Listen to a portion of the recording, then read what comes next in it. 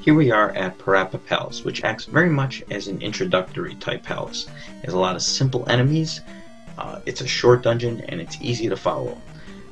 Get to the elevator, and we want to head left, and the first enemies we see are these tin suits. These are incredibly annoying because they're infinite, and they just keep coming. They don't give you any experience points at all, either. Really annoying, but just continue to the left, defeat the two bots if you can. If not, just kill one of them or none of them, and you'll find a Stalfos. The strategy I use against these Stalfos is to run, duck, and hit them with your sword. And they're pretty easy once you get the idea down, once you've fought enough of them, and they pretty much act as a free 30 experience points. Head all the way to the left, get the key, grab it, you have to hit it with your sword to pick it up, and now head back right. Kill the bots as they'll respawn, and here we have these tin suits again. And what sucks even more about these tin suits is that if they hit you, they'll actually take away some experience points. It's kind of annoying. They don't give you experience points, but they'll take it away if they hit you. Anyway, head to the right, use the key that we just got on the locked door, and now we can continue to the right. And here we have a bubble.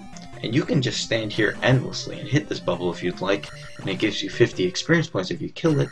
But with the level 1 or level 2 sword, it just takes forever, and it's not really worth it. We'll kill them later on when we have a stronger sword and we learn some new attack maneuvers. Here we go. I upgraded to the level 2 sword, and I usually do not like... I could have upgraded my magic or life earlier, but I chose not to because I don't like upgrading that unless I'm not filled with life. If I was hurt, if I didn't have full health, then I would upgrade my life because it fills up your life when it upgrades. Continue all the way to the right. You notice I passed an elevator earlier. We don't have what we need to go down that one yet. So I got to the second elevator and I head up, and now there's more tin suits here. Just keep defeating them, and right here you'll come across a key. But there's actually another key we need that's further to the right of this area. Just keep killing these tin suits. You notice this dungeon gets really repetitive with bubbles, Stalfos, tin suits, and bots over and over. Finally we come to a new enemy, and it's known as a Guma of sorts. And it throws these, what looks like maces or like a ball and chain type thing. And the trick is you want to jump inside of them. And there's like a slight hesitation in between when the Guma throws these things. So jump inside, stab it, grab the key, and now we want to head back west. And you'll notice the bots, the tin suits, they continuously respawn. At least the bots give you free experience points. Just be careful. You don't want to waste health or lose experience points by hitting these tin suits, as it's sort of a waste, and some of the enemies later on in the dungeon do get a bit more challenging, so we want to try to conserve our health as best we can. Just let this bubble go by and kill the bots and continue to the left.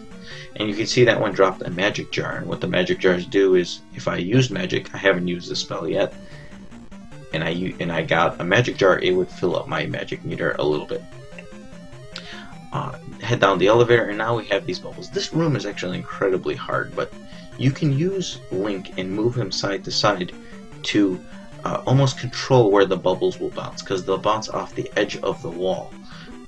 Regardless of whether there's actually a wall there, it bounces off the edge of the screen. It's hard to get by there without getting hit, so don't worry if you do. Continue to the west, you'll come across this bridge, and the ground will disappear once you step on it. But you'll see a points bag as you go through. You want to quickly jump and get that points bag without falling underneath into the lava, so you gotta move a little quickly. Continue to the left, and you'll find here yet another one of these Guma that are throwing these little maces at you, I suppose. This one's a little easier because it's on the ground level, so you don't have to worry about like the previous one we fought had those different edges. And here we have an orange iron knuckle, and these could be challenging at first, but one of the strategies I use is I jump and strike with my sword, and that guarantees basically a hit on the iron knuckle. So use that strategy, or you can just, when the shield is low, you can hit him high, or when the shield is high, you can hit him low. He's a bit challenging though, and it's good practice to kill these orange ones now, because in the future we'll be fighting red ones and eventually the much tougher like light blue ones, and those can be very challenging. As you can see, I got the candle all the way to the west, all the way to the left portion. And if you remember earlier, when I was on my way to Parappa Palace, I was in the Parappa Cave, and it was dark. Now that we have the candle, we can see inside of caves, and we'll be going through numerous caves throughout the game. So now we want to head all the way right back towards that elevator. Kill the bots as they'll respawn, and here we have this very annoying bubble room.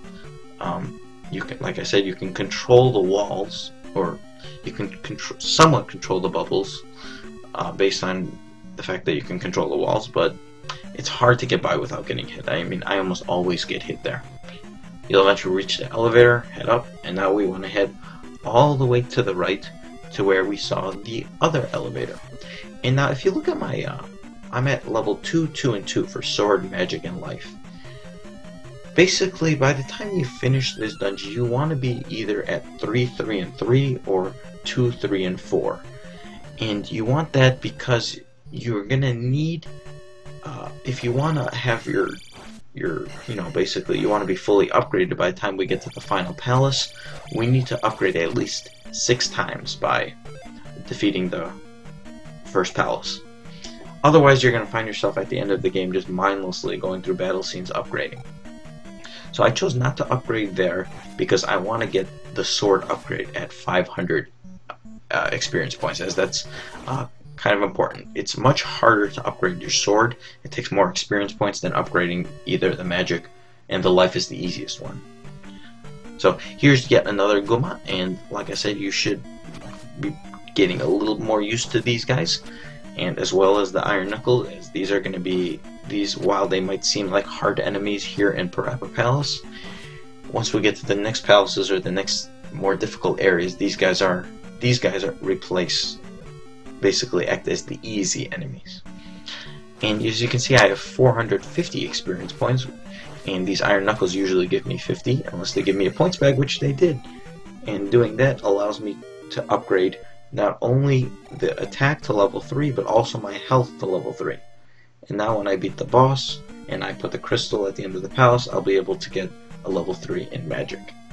And here we are at the boss battle. Horsehead. Use the shield spell, as it's the only spell we have. There's no reason not to.